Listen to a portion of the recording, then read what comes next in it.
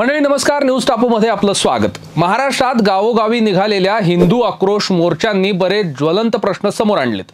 बांगलादेशातील हिंदू समुदायाच्या रक्षणाचा मुद्दा समोर ठेवून मोर्चे निघाले, पण वेगवेगळ्या मुद्द्यांच्या केंद्रस्थानी कथित लव जिहादचा मुद्दाही मांडण्यात आला।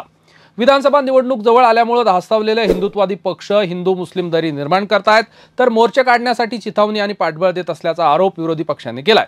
या पार्श्वभूमीवर अलीकडे घडलेल्या आणि मन सुन्न करणाऱ्या घटनांमुळे कथित लव जिहादचं विखारी स्वरूपही नजरेआड करण्यासारखं नाही। या घटनांवरून खरंच राजकारण केलं जातंय का, पाहूया महाराष्ट्रातील लव जिहादच्या कथित घटनांचं वास्तव। पहिली घटना, सातारा शहरात राहणाऱ्या अल्पवयीन मुलीनं गोंदवले इथं तरुणाच्या त्रासाला कंटाळून गळफास घेऊन आत्महत्या केली। तिच्यावर माहुली इथं अंत्यसंस्कार करण्यात आले। तिच्या नातेवाईक आणि हिंदुत्ववादी संघटनांनी मुलीला न्याय मिळावा म्हणून पोवई नाका इथं रास्ता रोको आंदोलन केलं। दहिवडी पोलिसांनी आरोपी तस्लीम मोहम्मद खान याला सांगलीत अटक केली। गोंदवले इथल्या अल्पवयीन मुलीला मोबाईलवरून सतत धमक्या येत होत्या। तस्लीम खान हा तिच्या आईना व घरच्याला मारून टाकण्याची धमकी देत होता। या मुलीशी मैत्री करून त्यानं अत्याचार केल्याचंही बोललं जातंय। तिनं तक्रार दाखल केल्यानंतर पोलिसांनी आरोपी तस्लीमला अटक केली होती। जामिनावर सुटल्यानंतर त्यानं पुन्हा धमक्या द्यायला सुरुवात केली। दुसरी घटना लातूर जिल्ह्यातील औसा तालुक्यात घडली।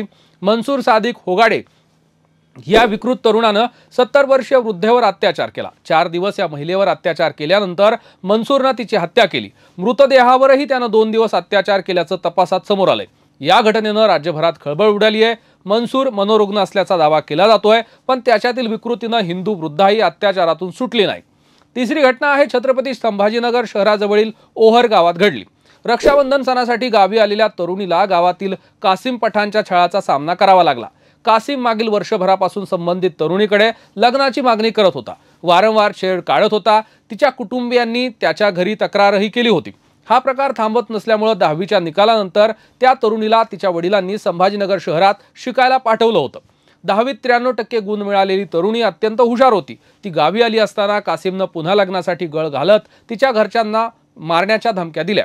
या त्रासाला कंटाळून तिनं आत्महत्या केल्याचं सांगितलं जातंय। ओहरच्या गावकऱ्यांनी रास्ता रोको आंदोलन केल्यानंतर या घटनेकडे सर्वांचं लक्ष वेधलं गेलं। याच गावात मागील वर्षी हिंदू मुस्लिम दंगलही झाली होती। हिंदू समुदायाला जाणीवपूर्वक लक्ष करण्यात येत असल्याचा आरोप करण्यात येतोय। भाजप नेते नरेंद्र पाटील यांनी संभाजीनगरचे पोलीस आयुक्त प्रवीण पवार यांना भेटून ओहर गावात पोलीस चौकी उभारण्याची मागणी केली। पोस्को कायद्यानुसार आरोपीवर कारवाईची मागणीही केली। हिंदू मुलींना टार्गेट करण्याचे प्रकार वाढलेत। उरण इथल्या घटनेनंतर तर विकृतीचा कळस गाठला होता। उरण घटनेतील तरुणीवर कित्येक वार करून हत्या करणाऱ्या दाऊद शेखला पोलिसांनी अटक केली। अशा घटनांनी लव जिहादचा मुद्दा चर्चेत आला। कदाचित त्याच्यावर राजकारणही होत असेल, पण भिन्न संस्कृती आचार विचार असलेल्या घरातील मुलींना टार्गेट करणं चूकच आहे। ही वाळवी रोकायची खरी आपल्याला गरज आहे। आणि तुम्हाला काय वाटतं ते आम्हाला कमेंट बॉक्समध्ये नक्की कळवा। आणि अशाच व्हिडिओसाठी पाहत रहा न्यूज टापू।